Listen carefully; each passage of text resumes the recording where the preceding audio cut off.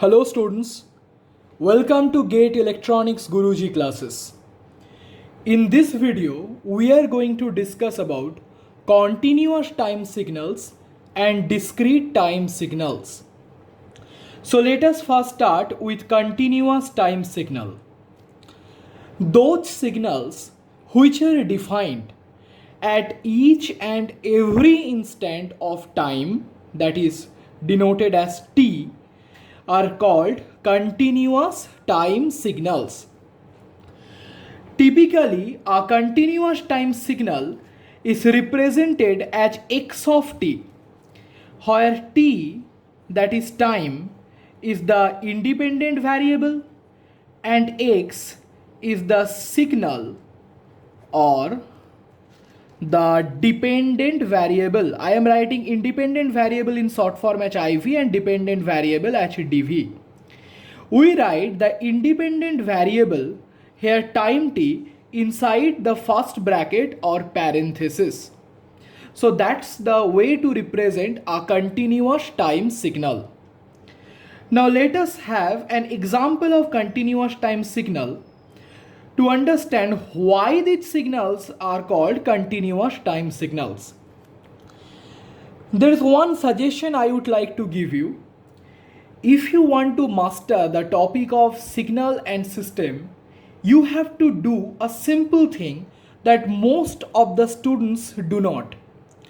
When you are practicing at home, you are given a signal in question and you are asked some questions related to that particular signal. Before even going to solve the problem, first try to make a good observation of the signal. Try to understand what are the different informations that you can get just by observing the waveform of the signal. This thing will definitely help you in future. Suppose we have a sinusoidal signal. In signal 1, I have denoted the signal as xt, which is nothing but sine of omega naught t.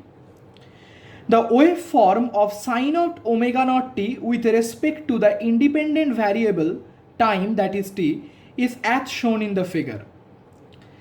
If you observe the waveform of the signal, you see that the signal xt is defined at each and every instant of time from t minus infinite to plus infinite. You can take any time instant, say you want to know the value of the signal at this time instant. What you have to do? First draw a line parallel to y-axis. This line, say, is going to cut the waveform at this point. Then simply draw a line parallel to the time axis and see where this line is going to cut the y-axis at this point. So this is the amplitude or the value of the signal corresponding to this time instant. And this thing you can do for every time instant. So as the value of xt, that is sine of omega naught t, is defined at each and every instant of time t, hence clearly this signal is a continuous time signal. Now let us come to signal 2. This is nothing but a periodic square wave signal. Okay? Just look at the signal. You observe that even this signal is defined at each and every instant of time t. Say you want to know the value of the signal at t equal to 0.5. Then you observe that at t equal to 0.5, the value of the signal is plus 1. Say you want to know the value of the signal at t equal to 1.5. Observe, the value of the signal at t equal to 1.5 is nothing but minus of 1.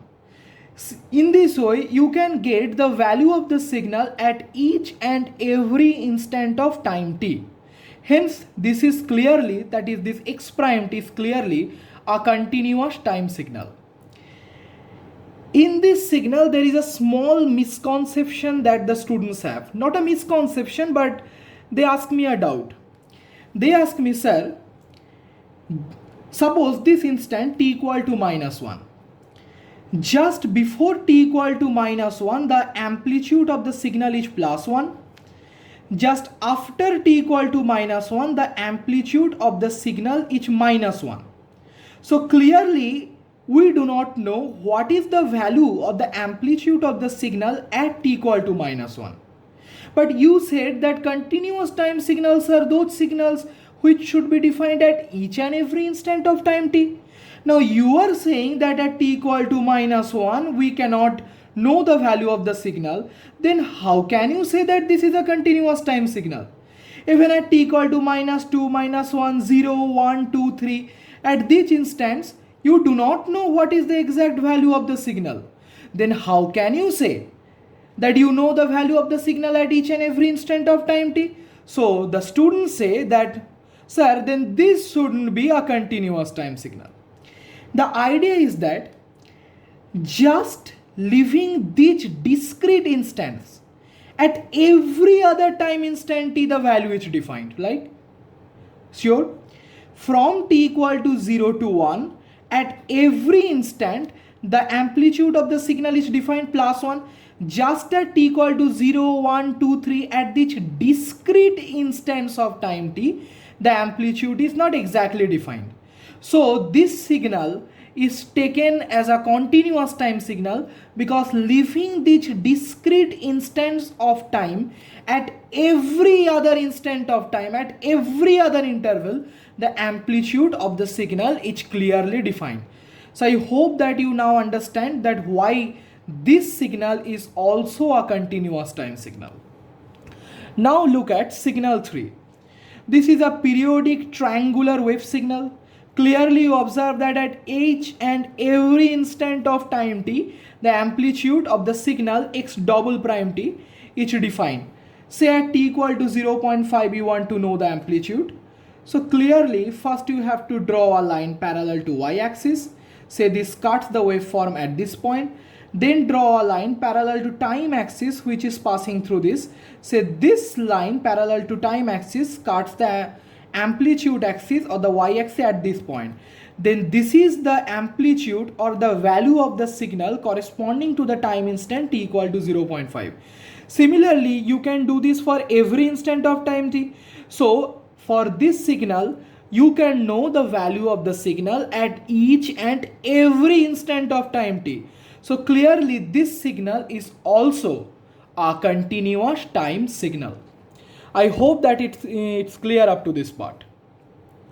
Now there is one important point that I would like to discuss. You observe that in continuous time signal, the value of the signal is defined at each and every instant of time t, right? So clearly the time axis is undiscretized, that is the time axis is continuous. When I say that time axis is undiscretized or time axis is continuous, I mean that for each and every instant of time t, the value of the signal is defined. For all these three signals you have observed that at each and every instant of time t, the value of the signal or the amplitude of the signal is defined. So clearly the time axis or the x-axis is undiscretized or continuous. But the amplitude axis, that is the y-axis, may or may not be continuous, or I can say it may or may not be discretized. It may be continuous, it may be discretized. Just observe. Observe this signal. In this signal, the maximum value or the amplitude of the signal was plus 1 and the minimum value or the amplitude of the signal was minus 1. And between plus 1 to minus 1, the signal can attain any value, right? From minus 1 to plus 1, in this amplitude range, the signal can have any amplitude. So clearly here, the amplitude axis is continuous. But look at this signal, signal 2.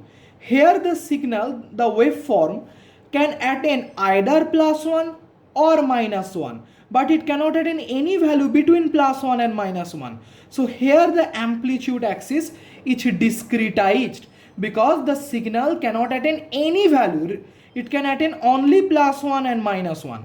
So I hope that you understand that for a continuous time signal, the time axis has to be continuous, but the amplitude axis may be continuous or it may be discretized. Now let us come to discrete time signal. How do we define discrete time signal? Those signals which are defined only at discrete instants of time t are called as discrete time signal, which is represented as DTS in short. Now let us come to representation. Typically, a discrete time signal is represented as x. Inside this third bracket we write n. Here x is the signal or the dependent variable, and n, clearly it is the independent variable. This independent variable n can attain only integer values in this case. Okay. In case of continuous time signal, the independent variable t could attain any value on its own because the function or the signal was defined for each and every instant of time t. But for a discrete time signal, this independent variable n can attain only integer values. That is, n can be -1, 0, 1, 2, 3. Clear? Now at this point, students have a doubt. They say that, sir, while defining discrete time signal, you said that those signals which are defined only at discrete instants of time t are called discrete time signal. So clearly t should have been the independent variable. But you are saying that the independent variable is n, not t. Then there should be some relation between this n and t, right? This doubt will be cleared in the later part of this video. You have to wait just few minutes to understand what's the relation between n and t. Before that, let us try to observe a particular discrete time signal. And observing the discrete time signal, I need to know what are the different informations that I can know just by observing the discrete time signal. So here is the waveform of a discrete time signal xn. Here the x-axis is which is the time axis, is actually denoted by n because the independent variable here is n. And the amplitude axis is xn because the signal is xn. You observe, as we see from the waveform, the value of signal xn at n equal to 0 is +1. At n equal to 1, the value is 2. At n equal to 2, the value is again 1. At n equal to 3, the value is -2. At n equal to -1, see the value is 0. And at n equal to -2, the value is -1.5. So you observe that now the signal is not defined at each and every instant of the time axis. Rather, it is defined only at some discrete instants in the time axis. So clearly you understand why this is the waveform of a discrete time signal. Now this discrete time signal can be represented in another format. What you have to do? First write x of n equal to, give second bracket. Then look at the leftmost time instant when we had a non-zero amplitude. Clearly here you also have n equal to 4, 5, 6 in this way. You also have n equal to -3, -4, -5 in towards the left. But what is the leftmost time instant when you have a non-zero amplitude? See, at n equal to -3 or before n equal to -3, the amplitude is 0. The leftmost time instant when you have a non-zero amplitude is at n equal to -2, or the non-zero amplitude is -1.5. And what is the rightmost time instant when you have a non-zero amplitude at n equal to 3? Because at n equal to 4, 5, 6, 7, if we move towards n equal to infinity, the amplitude is 0. So the rightmost time instant when we have a non-zero amplitude is at n equal to 3, or the amplitude is -2. you have to go on writing the amplitude of the signal from the leftmost amplitude towards the rightmost non-zero amplitude. I hope it's clear. So start from minus 1.5. So minus 1.5 is the leftmost non-zero amplitude. Then we have 0. You also have to write 0 from the leftmost non-zero amplitude towards the rightmost non-zero amplitude. You have to write all amplitudes. Even if you have at n equal to minus 1, though the amplitude is 0, but you have to write it. Then the amplitude is 1. Then at n equal to 1, the amplitude is 2. At n equal to 2, the amplitude is 1, and at n equal to 3, which is the rightmost instant of non-zero amplitude, the amplitude is minus 2. But this representation is incomplete. Though you have written the non-zero amplitudes of the signal, starting from the leftmost non-zero amplitude instant to the rightmost non-zero amplitude instant, but you do not know at what value of n these are the amplitudes. You do not know for what particular value of n the amplitude is minus 1.5. You do not know at what value of n the amplitude is 2. For that, what you have to do is look at the waveform and see what is the amplitude of the signal at n equal to 0, 1. So just below 1, put a up arrow in this way. This is the complete representation of this discrete time signal. Now from this representation you can say, as the arrow is given just below 1, so clearly at n equal to 0, the value of xn is 1. So x of 0, which is the value of xn at n equal to 0, is 1. Just go to the right of this arrow. Clearly this is the point n equal to 1, because this is the point n equal to 0. You see that at n equal to 1 the value is 2, so x of 1 is equal to 2. Similarly, x of 2 is equal to 1, x of 3 equal to minus 2, x of minus 1. This was the time instant corresponding to n equal to 0. So just to the left of n equal to 0, you will have n minus 1. So x of minus 1 is equal to 0. X of minus 2 equal to minus 1.5. So these are the different observations that you can make just looking at the waveform of the signal. I hope it's clear up to this part. Now let us come to an important note. I said that in a continuous time signal, the time axis is necessarily continuous or non-discretized, but the amplitude axis may or may not be continuous. Similarly, in a discrete time signal, the time axis or the x-axis is discretized. Why it is discretized? Because now the value of signal is not defined at each and every instant of the time axis. Only at some discrete instance of time axis, the amplitude or the value of the signal is defined.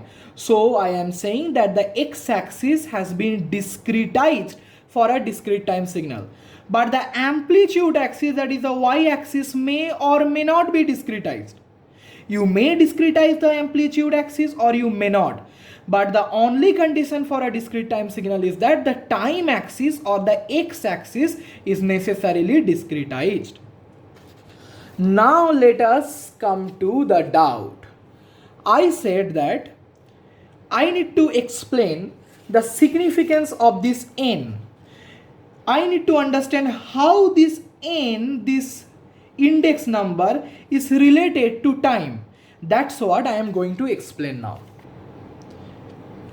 Keep in mind that in real life, almost all the signals that we observe in our nature are continuous time signals. Then why do we need discrete time signals? Because almost all the electronic devices that we observe nowadays use digital technologies. Digital technologies can work, digital devices can process only discrete time signals. That's why we need discrete time signals. These discrete time signals are actually obtained from continuous time signals. And the process of conversion or reduction from continuous time signal to discrete time signal is called sampling. Let me illustrate this in step by step, and you need to have a very good concentration while listening to this. See, Suppose we have a continuous time signal xt whose waveform is as shown. Clear? Xt is a continuous time signal because xt is defined at each and every instant of time t.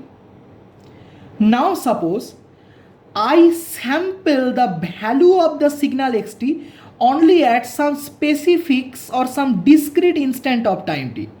Suppose I sample the value of xt at t equal to 0, at t equal to t1, at t equal to t2, t3, t minus 1, t minus 2 and t minus 3. I am sampling or picking the value of xt only suppose at this discrete instance of time t. So after sampling or picking out the values only at this discrete instance of time t, I will have a signal that will look like this. See, this signal is defined only at some specific instance of time t. Clear? The signal is defined at t equal to 0, at t equal to t1, t2, t3, but we do not know the value of the signal between 0 and t1 because I haven't sampled the value of the signal xt between 0 and t1. So I know the value at 0, t1, t2, t3, but we do not know the value at any intermediate point. Clear up to this part? These different instances where the value has been sampled are termed as sampling instance. The time interval between any two consecutive sampling instance is also called sampling interval. See, 0 and t1 are two consecutive instances where the sampling has been done. So the time interval between these two instances, which is t1 minus 0, is the sampling interval. Similarly, t2 minus t1 is a sampling interval, t3 minus t2 is a sampling interval. This different sampling interval t1 minus 0, t2 minus t1, t3 minus t2, or 0 minus t minus 1, t minus 1 minus t minus 2 may or may not be constants. If the sampling interval remains constant, that is, the time interval between two nearby or two consecutive instance of sampling is constant, that sampling is called uniform sampling.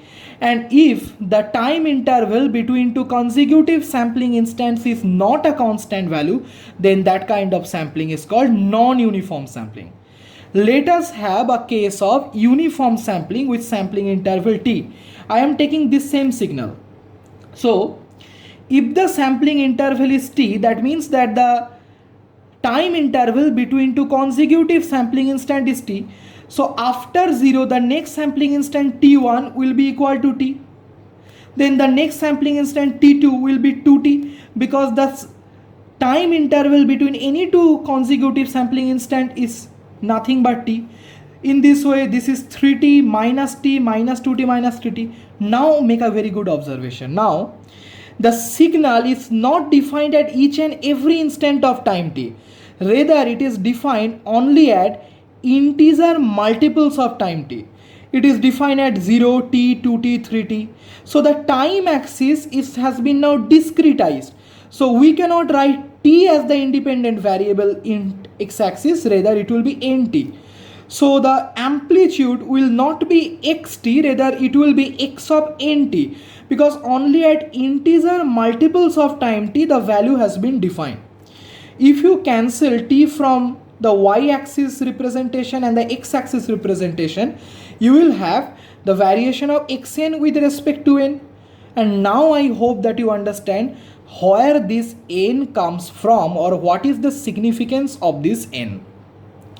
So I hope that it's clear up to this part. If you are liking my videos, then please share these videos with your friends, subscribe to my channel, because it's your likes, your comments, your subscriptions to my channel that motivate me to make more and more videos for you. Thank you.